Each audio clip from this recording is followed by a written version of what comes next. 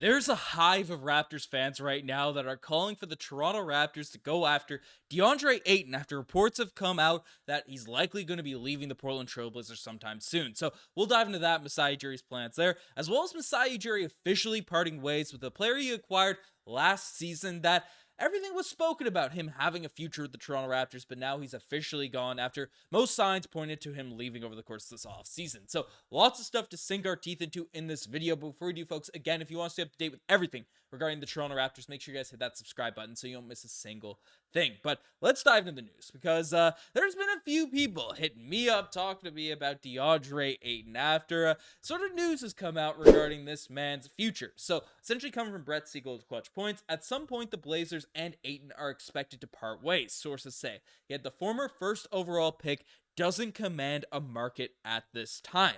So what's going on here? Well, the Portland Trailblazers acquired DeAndre Ayton from the Phoenix Suns, just last season. So he came in that Damian Lillard sort of multi-team trade, and essentially DeAndre Ayton had a slow start for the Portland Trailblazers. Things looked messy, things looked ugly, and kind of got the reputation as a player that wasn't super effective. Things didn't work out in Phoenix, even though they made that finals run, and then with Portland, things aren't really working out there. So that's kind of the reputation and the stuff that's going on. DeAndre Ayton has been previously linked to the Toronto Raptors in past seasons, especially while the Toronto Raptors didn't have a center. All of the trade rumors that were going on at the same time as Jakob Poeltl, there's probably more trade rumors going on about DeAndre Ayton coming to the Toronto Raptors. But that didn't happen. The team ended up acquiring Jakob Poeltl, but now DeAndre Ayton's out there on the market. The Toronto Raptors have already moved in that younger direction. There's been a hive of Toronto Raptors fans that are saying, hey, DeAndre Ayton's available. There's not a massive trade market for him right now.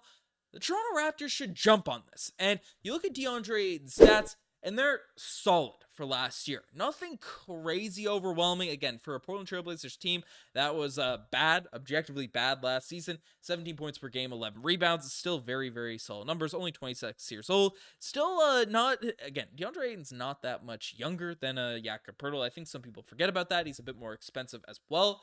But the reason I even give this validity, the reason I even sort of make a video on this here, despite it being, late August and trying to keep everyone up to date with all the latest Toronto Raptors news, but DeAndre Ayton is a guy that had a dominating end to last season. And basically, you can pull up his stats in terms of what he was able to do at the end of last season here. Again, my bots are a little bit busted, so I apologize. The editing on this a little bit high.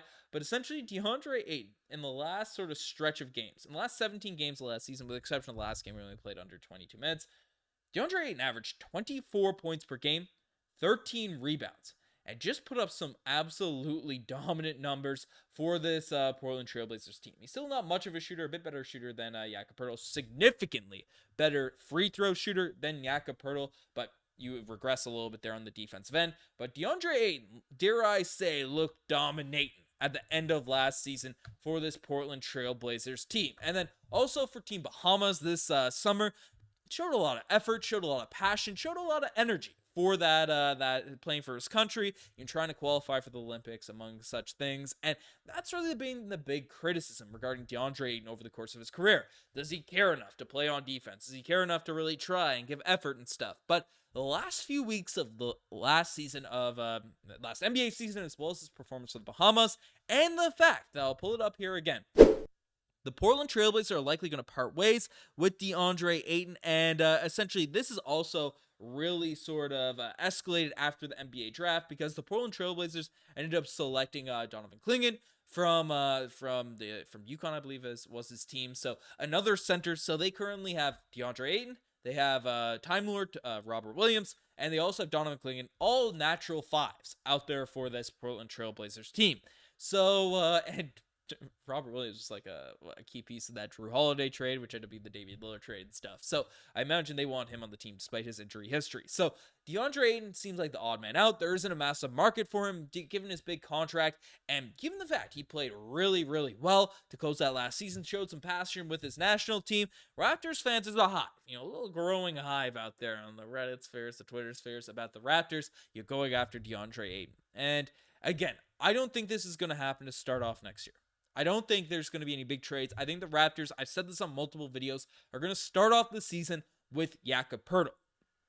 But if this team ends up being, the epitome of mid, and we want to either bottom out, we want to take some risks, we want to shake up that roster, then I would not be surprised if the Toronto Raptors try to move in a direction for a big man that can make more free throws, can hit more mid-range jump shots, can space the floor a little bit more for RJ Barrett, for Scottie Barnes, of course, right? In terms of those types of lineups. And DeAndre Ayton, yes, he's not a great three-point shooter. 10% from three doesn't take too many, but is a guy that is certainly more of a floor spacer than a Jakob Poeltl. You're losing a significant amount on the defensive end, as Poeltl is very mobile, is very just positionally a great defender, is very strong, and DeAndre Ayton can sort of lose his brain at times in terms of hustle, energy, effort, heck, even during the Phoenix Suns playoff run. So that's a risk you take if you make that trade or if you do some sort of amalgamation where Ayton becomes your center, who's, again, an expensive center, high-priced sort of big man, rather than Jakob Poeltl, who's less expensive, a similar age, less of a jump shooter, less of a free throw shooter, and all those types of things. But, again, is better on the defensive end, is already with your system, with your team, and all those types of stuff. So those are all things you got to factor in, and it's a reason why Ayton's market isn't that significant, isn't that big right now. But there's a portion of Raptors fans that are there. If the Toronto Raptors make this move, I won't be screaming at my TV. I won't be super disappointed, but I kind of want to address that possibility, especially with DeAndre Ayton being available and being previously linked to the team for the years where the Toronto Raptors did not have that center. We do have a center right now. We have a potential of Christian Koloko coming in. We have Oliver Chomche as a guy that we have in our two-way spot as a future big man for this team. And then, the potential of Christian Koloko coming in. And Kelly Olynyk, with playing a bit more of the five there. So we're less desperate for DeAndre Ayton here now at this point, but it is still something to take a look at. But we have another update, another report that has come out regarding a former Toronto Raptor now at this point, as Eurobasket has revealed that Jorden Nwora will make his debut in the EuroLeague after signing a 1-and-1 deal at the end of the 2024-2025 season, and can extend it for the further year. So essentially, Jordan War has confirmed to be leaving the Toronto Raptors. He's signing in the EuroLeague for next season, and War was a guy that was one of our better offensive players to close out last season. 7 points, 3 rebounds, 1.2 assists.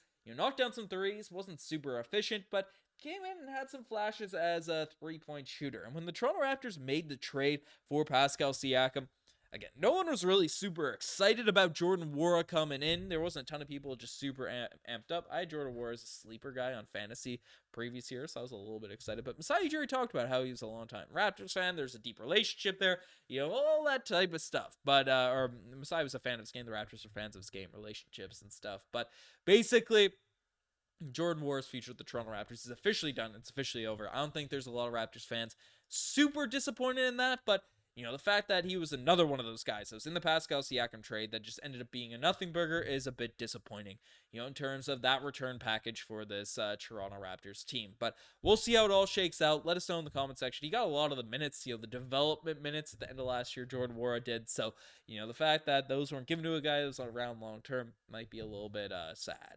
Stuff, but that's just kind of how it goes. Let me know what you guys think about Jorden War leaving in the comment section down below. I like the guy. He's good, fun guy to watch. Got some buckets to just stick out there. Wish you the best for his future endeavors. But you guys best take as far. Subscribe to the channel if you guys haven't already. I'm signing out. Cheers.